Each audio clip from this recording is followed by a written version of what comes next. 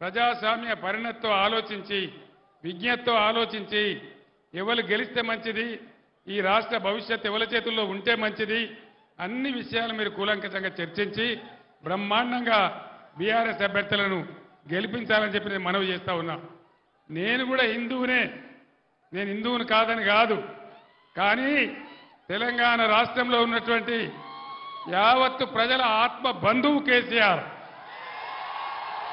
ఏ ఒక్క వర్గానికో కాదు, తెలంగాణలో ఉన్న అందరు ప్రజలు బాగుపడాలి, అన్ని వర్గాలు మంచిగా ఉండాలి, హిందూ ముస్లిం బాయి బాయి ఉండాలి, అందరం కలిసి బతకాలి. దానిలోనే గొప్పతనం ఉంటుంది, దానిలోనే బలం ఉంటుంది. కానీ ప్రజలను విడదీసి చీలదీసి మత విద్వేషాలు రెచ్చగొడితే వచ్చేదేమి ఉండదు. మీ ఎంపీ నోరు తెరిస్తే ఎటువంటి మాటలు ఉంటాయో మీకు తెలుసు, ఎంత గందరగోళం ఉంటుందో మీకు తెలుసు.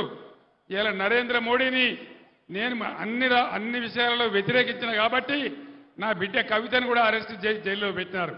అయినా నేను భయపడను, కాంప్రమైజ్ గాను. ఎట్టి పరిస్థితులలో పోరాటం చేస్తే తప్ప కేసీఆర్ ఏనాడు కూడా లొంగిపోయలేదు, ఇప్పుడు కూడా లొంగిపోయే ప్రసక్తి లేదు.